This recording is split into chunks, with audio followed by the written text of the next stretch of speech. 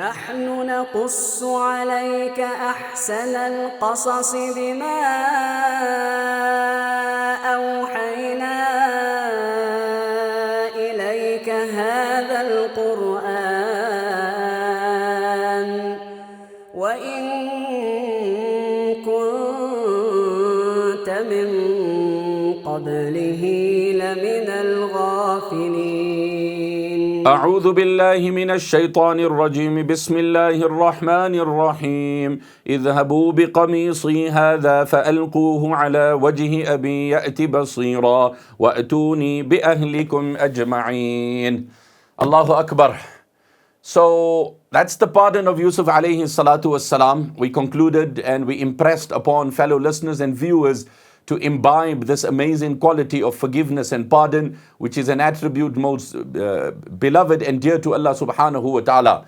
Now that the time has ended and lapsed, can the words of any language possibly explain and express the desire in the heart of Yusuf to meet his father? I just don't have the vocabulary, and I doubt anyone can possibly have that vocabulary, that the joy, the excitement, the euphoria that would happen by the reunion and the anticipation. It's just mind-boggling.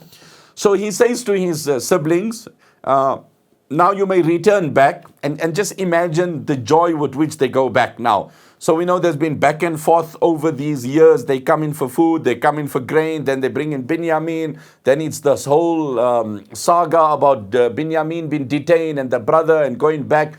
But now they're all returning with this joy on their face, this radiance on their face, this exhilaration in their body, this excitement and that has enveloped everyone. And he gives them his garment. اذهبوا بقميصي هذا فألقوه على وجه أبي يأتي بصيرا. And that's the 93rd verse of Surah Yusuf. Take this garment of mine, take this qamis of mine. And if you recall and you follow in the tale very diligently, which I trust you are, my brother and sister, then we would know that this is the third instance we now discussing this qamis. So in the very inception of this tale, when the garment of Yusuf was brought, it was stained with false blood. ذَبَحُوا شَاةً وَلَطَّخُوهُ, where they had slaughtered a ram, and then they had stained falsely the qamis and the garment of Yusuf alayhi salam. And then again this qamis and this shirt of Yusuf alayhi salam came into play, into discussion, when the scandal and the minister's wife made lustful advancements. Again, it was the qamis of Sayyidina Yusuf alayhi salam that came as a defense amongst other defense and proof to his innocence in this regard.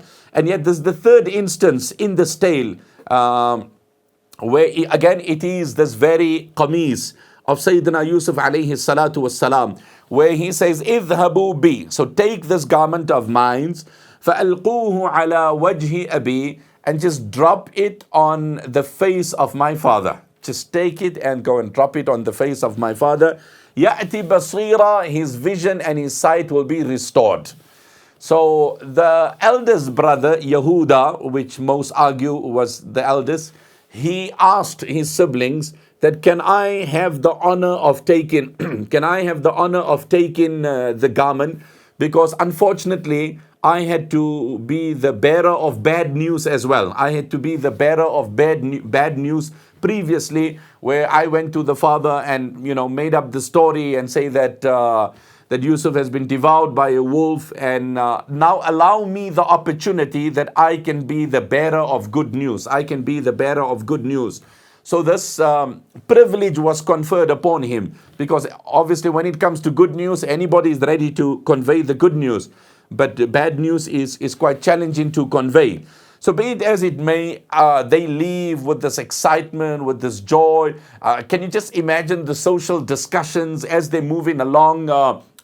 you entertained by someone and then you leave, then you hop into your car or you board the aircraft, or you on your way you move in, you have reflections, you relive, you discuss, you share memories, etc., etc. Today there's so many ways you capture it and you share it with others, etc. Now that they return in to discover that this is our brother, what their reflections, what their joys will be. And of course, for all I care, being the descendants of a prophet, there was serious soul searching also taking place within them, that, you know what, our plot, our ploy, our motives did not buy us anything. We went nowhere with it. We went absolutely nowhere with it. So they leave. And furthermore, he says, وَأْتُونِي بِأَهْلِكُمْ أَجْمَعِينَ, and bring your entire family and come here. وَأْتُونِي bi. Basic Arabic grammar. Bring the entire family and come.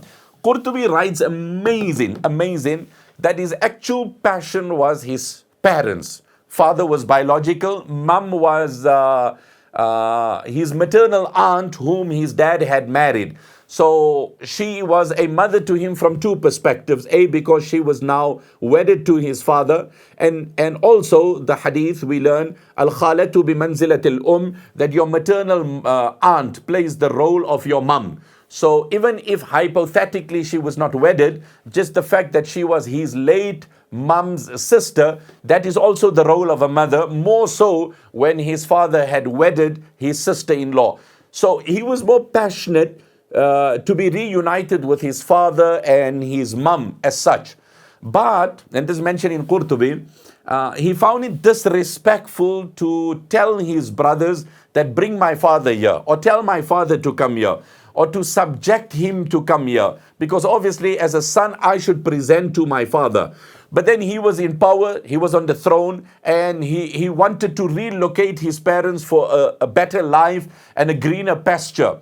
So he used a broad expression, bring the entire family, which will then include in the family the parents. So in that is a reflection of the verbal expression adopted by the Prophet Yusuf towards parents. My words. What do they say in Arabic? وَدَيْنُ النَّاسِ يَوْمًا سَيُقْضَى وَدَيْنُ أَبِيكَ لَن تَقْوَى عَلَيْهِ وَدَيْنُ النَّاسِ يَوْمًا سَيُقْضَى وَدَيْنُ أَبِيكَ لَن تَقْوَى عَلَيْهِ. That you can gradually offset the favors of others upon you, but you can never ever offset the favors of your father towards you, or your mum for that matter. And sifatun bariza, a common quality to all the anbiya was obedience to parents. Rabbi ghfirli wa liwalidayya wa liman dakhala bayti. Allah speaks about Nuh alayhi salam. He prayed, oh Allah, forgive me and my parents. Wa liman dakhala bayti, and those who enter my home, which the scholars of tafsir say, hey, wa liman dakhala safinati mu'mina, those who board my ark as believers. And then Allah subhanahu wa ta'ala speaks about the submission of Sayyidina Ismail. Ya abati fa'al ma tu'mar satajiduni insha'Allahu min as-salihin min as-sabirin. Oh my dad, comply and oblige to the divine decree of Allah. You will find me amongst those who persevere and endure. And then Allah speaks of Yahya alayhi salam, وَبَرًّا بِوَالِدَيْهِ. He was dutiful to his parents. وَلَمْ يَكُنْ جَبَّارًا عَصِيًّا. He was not rebellious or disobedient. And Allah speaks about Isa alayhi salam, وَبَرًّا بِوَالِدَتِي. And Allah has made me kind to my mum. وَلَمْ يَجْعَلْنِي جَبَّارًا شَقِيًّا. And I am not disobedient or arrogant in any way. So yes, a great lesson and message towards the kindness of parents. In fact, Abdullah ibn Abbas radiyallahu anhuma used to say, ثلاث آيات نزلت مقرونة بثلاث. 3 verses have been revealed in conjunction, paired up with 3 other verses. لم يقبل منها واحدة بغير قرينتها. 1 out of the 2 will not be accepted in the court of Allah until it's not paired up with the other.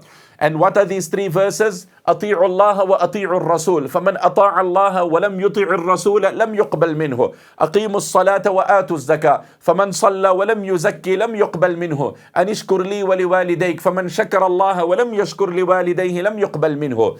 That obey Allah and His Nabi. And if somebody obeys Allah but does not obey His Nabi, it will not suffice. أقيموا الصلاة وآتوا الزكاة. In fact, you cannot obey Allah without obeying Nabi sallallahu alayhi wasallam, because it is the Messenger sallallahu alayhi wasallam who has taught us the manner to obey Allah. أقيموا الصلاة وآتوا الزكاة. Establish prayer and discharge zakah. فمن صلى ولم يزكي. Someone who offers prayer but does not discharge zakah, then that will be insufficient for his salvation. And ishkur li wa liwalidayk. Be grateful to me and my parents.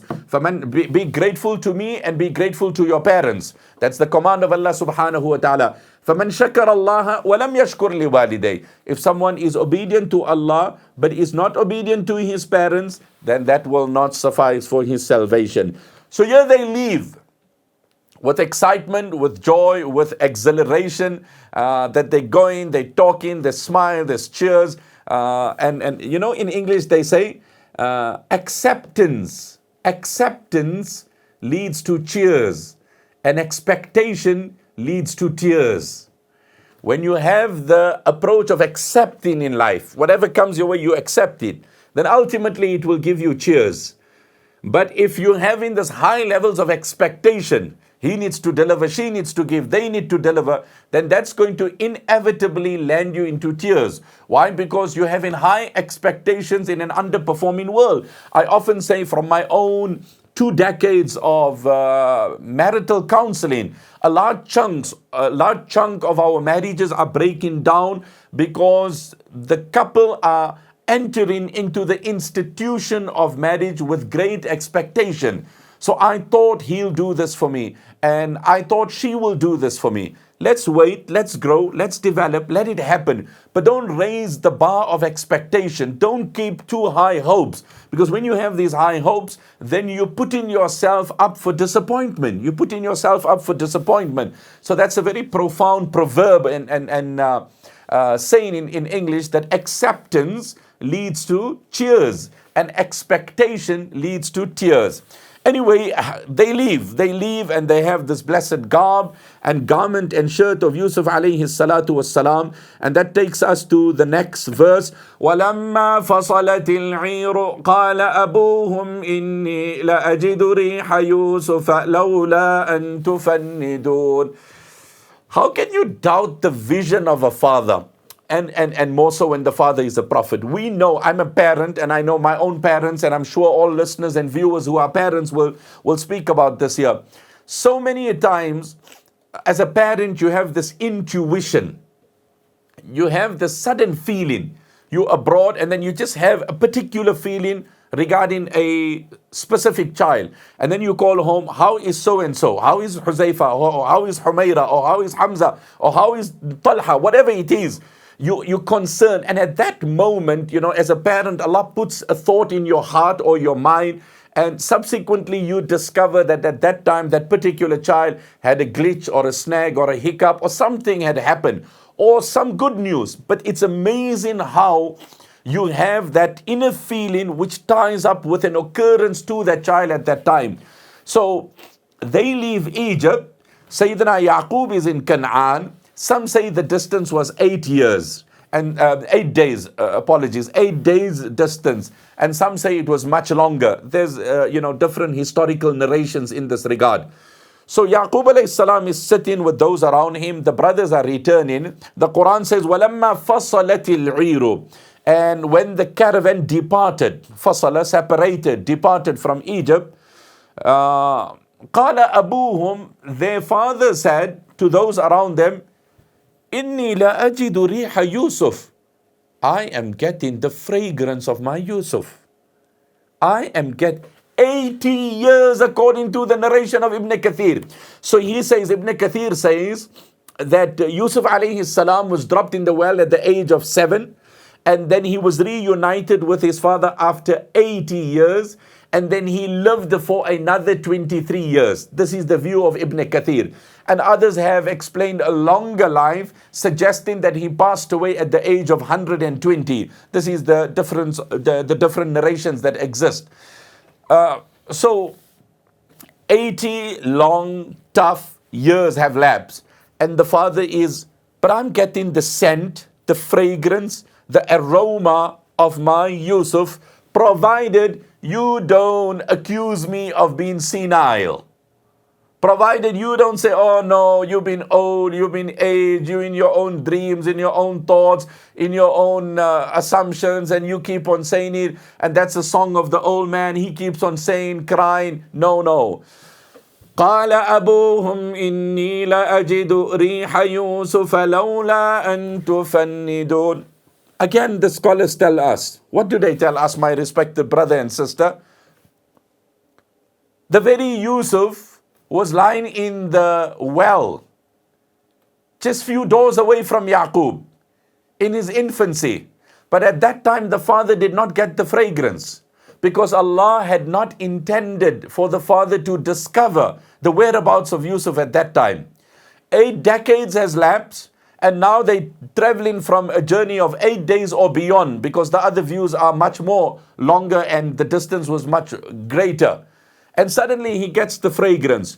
So at the time when Allah decrees and ordains the reunion, Allah allows and facilitates everything, and that's the time the father gets the fragrance. And when Allah doesn't intend it, it doesn't happen. Like in Tafsir Uthmani, one place it's written so amazing, that Malakul Maut, Israel, the angel who starts to remove the soul, قل يتوفاكم ملك الموت الذي وكل بكم ثم إلى ربكم ترجعون. Say unto them, يتوفاكم ملك الموت, the angel of death removes your soul, who's been entrusted to do this. He has the ability and the skill and the authority to remove the soul of an individual, 10, 100,000. Sometimes there's an earthquake, sometimes there's a war. How many souls are removed at one time at different locations across the globe? And simultaneously, he has the ability to remove the soul of each person when the time has expired, but he doesn't have the ability to instill a soul in one fetus. So he has the ability to remove the soul from tens of thousands of people, but he cannot instill the soul in one person. Why? Because this is his domain, this is his jurisdiction, this is the authority Allah has given him. Likewise, Jibreel could traverse the atmosphere from earth to the heavens and beyond, and he would receive revelation and bring it down, and he would visit the Prophet ﷺ frequently. In fact, the Prophet ﷺ said to him, Zurna akthara mimma tazuruna. Jibreel, visit us more often. And Allah revealed the verse on behalf of Jibreel. It's in the 16th juz in Surah Maryam. وَمَا نَتَنَزَّلُ إِلَّا بِأَمْرِ رَبِّكَ لَهُ مَا بَيْنَ أَيْدِينَا وَمَا خَلْفَنَا وَمَا بَيْنَ ذَلِكَ وَمَا كَانَ رَبُّكَ نَسِيًّا. Wow. وَمَا نَتَنَزَّلُ إِلَّا بِأَمْرِ رَبِّكَ. And we only descend by the decree of your Lord. لَهُ مَا بَيْنَ أَيْدِينَا وَمَا خَلْفَنَا. He knows what has occurred in the past and what will occur. He knows what lies ahead of us and what is behind us. وَمَا كَانَ رَبُّكَ نَسِيًّا. And your Lord never forgets. So the angel of death has this ability of removing the soul, but he cannot instill the soul. Jibreel can traverse the atmosphere and bring revelation, but Jibreel cannot remove a soul or cannot instill a soul. Why? Because this is not the authority. And this is exactly what we see within us. Some people are so good in a particular thing. Allah's given you a skill and an art, and this is because it's a gift and a boon conferred by nature. And it's so natural in you. It's so easy in you because Allah's favored you with. And yet you grapple with something else which is basic and elementary. And for somebody else, that's so easy. Someone has a neat handwriting and calligraphy, his pen just flows. And you're exerting yourself to develop the skill, and lo and behold. On the other hand, someone has oratory ability, and for him to address a public audience, there's no issues. And somebody else has a phobia to speak in public. Subhanallah, this is the kindness and the grace and the mercy of Allah subhanahu wa ta'ala. When He endows it, then it follows. إِنَّ الْمَقَادِيرِ إِذَا تَسَاعَدَتْ أَلْحَقَتِ الْعَاجِزَ بِالْقَادِرِ. Wow, this is so profound. When destiny and qadr and fate is in your favor, and nature blesses you with something, then the helpless become helpful. The helpless become helpful. A person was helpless, Allah blesses him with a skill. Suddenly he, just rises to fame. And suddenly he's become so well known, and everything falls in his lap is because Allah has given him a particular skill. So there's nothing for us to rave or boast about. When Allah allows something to happen, it happens. Here Yusuf is so far, but Allah allows Yaqub to get the fragrance, so he gets the fragrance. And when Yusuf was lying in the well, Allah had barred the fragrance from the father, so he did not get the fragrance. So the Quran says, when the caravan departs, their father said, Inni, verily I, la ajidu, certainly get the fragrance of riha. Can you imagine how therapeutic, how comforting, how soothing that fragrance was? How soothing that fragrance. As a parent, your toddler, you just want to cuddle your toddler, he or she. You want to hold her, you want to hug her, you want to embrace him, you want to kiss him, you want to just play, you just want to cuddle up with him. And this is to know my Yusuf, who left when he was 7 years and 8 decades have lapsed. The brain freezes. Lawla an tufannidun, provided you do not accuse me or deem me to be senile. So those around, what do they say? Precisely what he had alluded to, and that's the 95th verse of this amazing chapter. قَالُوا تَاللَّهِ إِنَّكَ لَفِي ضَلَالِكَ الْقَدِيمِ. They said, by Allah, indeed you are gripped in your own delusion, your old ancient delusion and confusion and hope and dream and ambition or anticipation that Yusuf is alive and is well. You still sing in that same song. قالوا, they said, إِنَّكَ, verily you, لَفِي ضَلَالِكَ الْقَدِيمِ, your old mistake and dream. Sometimes we think, the old man, he just mumbles away. Oh, the old lady, she just mumbles away. No, they're not mumbling away. It's you and I that are mumbling. They have a dream, they have an understanding. And the passage of time brings to fore and to fruition their dream and their vision. So anyway, he's sitting, he's getting this fragrance, and only Allah knows how therapeutic, how comforting. We live in a world where they talk of aromatherapy. And a particular fragrance and a particular aroma, has a neurological benefit and opens up certain neurological pathways and relaxes the body and creates certain sense of ease and comfort and whatever it is. Can you imagine that aroma, that fragrance, that scent of Yusuf come in? Allahu Akbar, Allahu Akbar. Allah speaks about when the winds come as glad tidings ahead of rain. وَمِنْ آيَاتِهِ أَن يُرْسِلَ الرِّيَاحَ مُبَشِّرَاتٍ وَلِيُذِيقَكُم مِّن رَّحْمَتِهِ. So it's extremely hot, it's blistering, it's sweltering, it's blazing hot, and you sit in, and then the gentle winds start blowing, and then the rain starts trickling down, and there's that beautiful scent in the atmosphere. It's so soothing, so comforting. So finally the brothers arrive. With great joy and excitement, and they come home. And when they come home, what happens? The Quran goes direct to the point. You know, when you have a surprise and you just want to get barging in the house and you just want to fall on your dad and say, Dad, this is what I brought. Or you just want to fall on your mom and say, this is what I brought, and open the bag, and if you could take a flight from the airport to home, you would have done it. Get off, disembark, get your luggage and clear customs and hop on, if you could take another internal chopper and just land swiftly at home, you would have done it. I don't have the words to begin to imagine the exhilaration and the euphoria that would have enveloped the brothers. But to give you the verbatim translation of the 96th verse, فَلَمَّا أَنْ جَاءَ الْبَشِيرُ, and when the bearer of the glad tidings came, أَلْقَاهُ عَلَى وَجْهِهِ, he dropped the garment of Yusuf on the face of his father. ألقاه على وجهه فارتد بصيرا, his vision was restored immediately. My word, I will not forget this incident. I was in Bulawayo in Zimbabwe, and I was conducting a lecture program.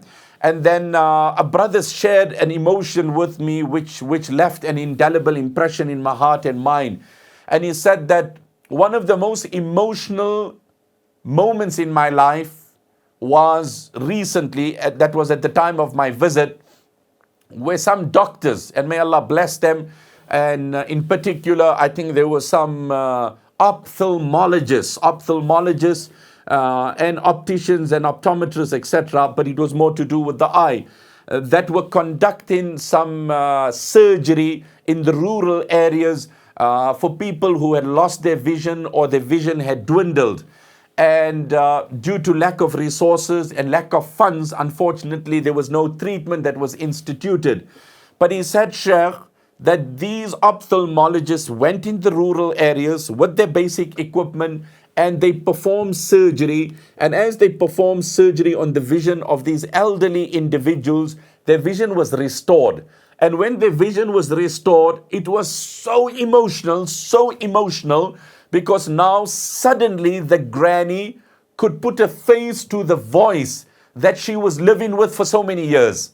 So she knew her grandchild by voice. The grandchild knew that was my grandmum or granddad. But now suddenly she was seeing her children, seeing her grandchildren. And he said the tears that trickled and the prayers that flowed was just unimaginable, inconceivable. It was just beyond me. It was beyond me. So yes, may Allah bless them. And yes, there are people of all professions that are doing a great job wherever they are, where they're offering their skill, their services, their expertise to empower the lives of others. And that's what we need. That's what we need. Can you imagine that you go and perform that surgery and with the grace of Allah, the vision is restored? What would that woman do and how much she would pray for you? I have quoted this often in my lectures, where a woman in America had lost her vision and she was once asked, if the Almighty was to restore your vision for a moment, what would you like to see? And she said, the smile of a child. Wow. Which I often refer to in my lectures as the natural antidepressant. You pop in a pill, an antidepressant. Well, the natural antidepressant is the smile of a child. So anyway, here comes Yehuda. He drops the qamis on the face of Yaqub. فَارْتَدَّ بَصِيرًا. The vision is restored. Now, Islam teaches us that we must acknowledge and, if we can, reciprocate the bearer of good news. This is an amazing teaching of Islam. And unfortunately today, we have either deliberately or inadvertently excluded and omitted this practice.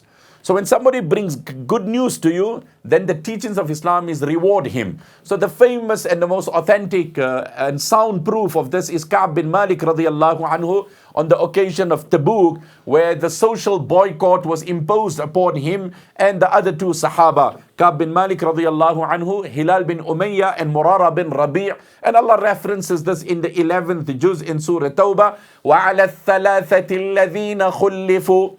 So on the 50th morning, he said, I heard a person running towards me, and he said, أَبْشِرْ بِخَيْرِ يَوْمٍ مَرَّ عَلَيْكَ مُنْذُ وَلَدَتْكَ أُمُّكَ.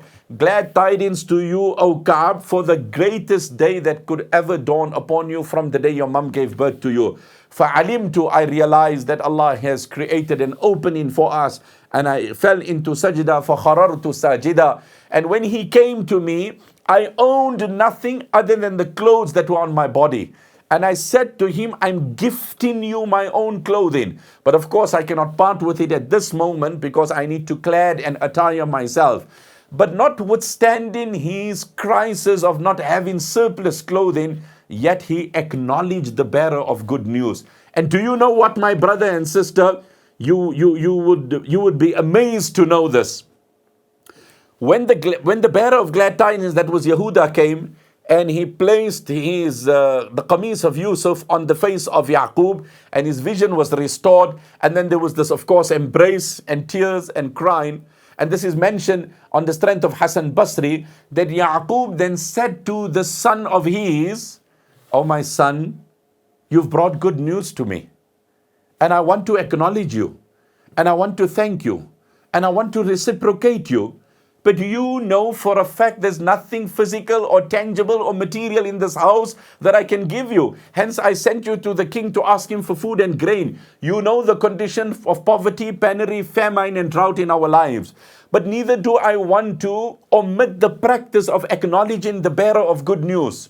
So I don't have anything physical and tangible to give you, but I have a dua to make in your favor, to reward you for the good news of bringing this blessed shirt of my son, which resulted in my vision being restored. And that is my prayer to you is, may Allah make the pangs of death easy for you. Allahu Akbar. That was the dua of a father to his son. We would take that as a curse. Why are you praying? No. That was the dua of a father. And I leave you on these reflections. Every father is concerned, what would happen to my children the day I die? Which father is concerned to say, what will happen to my children the day they die?